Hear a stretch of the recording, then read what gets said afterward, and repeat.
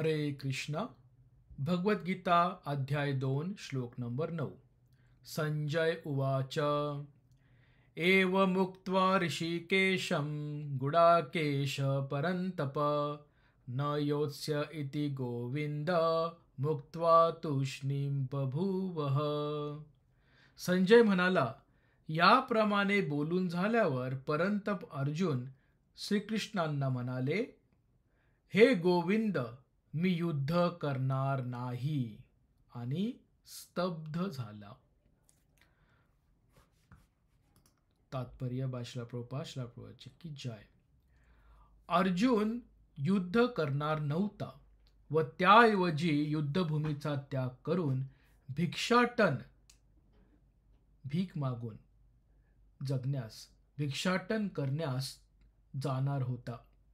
हे समजल्यावर धृतराष्ट्राला नक्कीच आनंद झाला असला पाहिजे, पण शत्रूला मारण्या इतपत अर्जुन सक्षम आहे, म्हणून त्यांचं नाव काय आहे? परंतप. असे सांगून संजयाने धृतराष्ट्राची निराशा केली. थोड्या वेळापुरता जरी अर्जुन आपल्या कुटुंबावरील प्रेमामुळे व्याकुळ झाला होता, तरी तो शिष्य म्हणून परमश्रेष्ठ आध्यात्मिक गुरु श्रीकृष्ण यांना शरण गेला.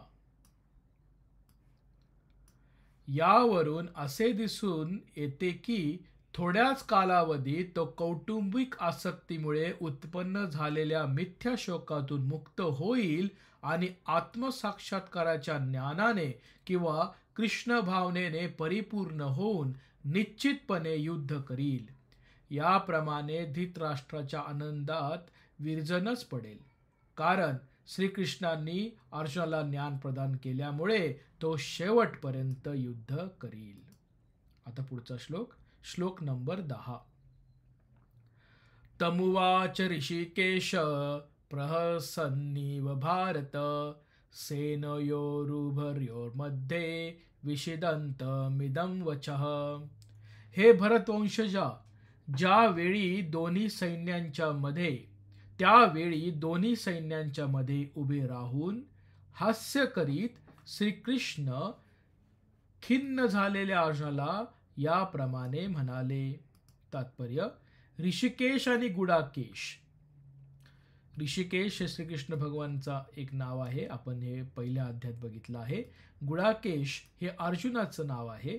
गुडाकेश म्हणजे ज्याने निद्रेवर म्हणजे गुडावर विजय मिळवलेला आहे.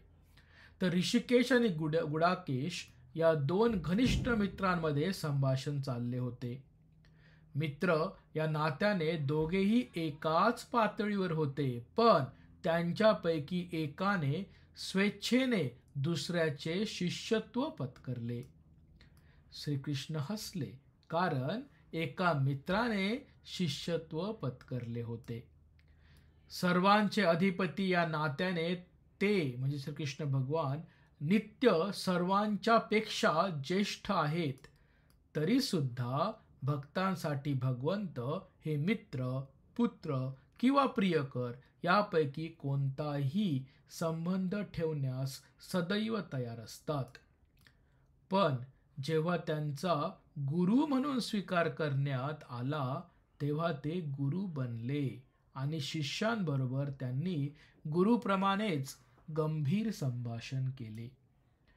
असे दिसते की गुरु आणि शिष्यांमधील संवाद सर्वांच्या लाभासाठी दोन्ही सैन्यांच्या मध्ये प्रकटपणे चालला होता.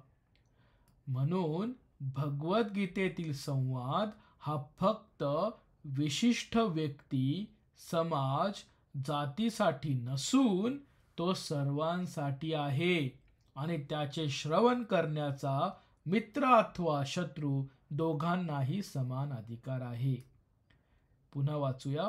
म्हणून भगवद्गीतेतील संवाद हा फक्त विशिष्ट व्यक्ती, समाज, जातीसाठी नसून तो सर्वांसाठी आहे आणि त्याचे श्रवण करण्याचा मित्र अथवा शत्रू दोघांनाही समान अधिकार आहे. हरे कृष्ण.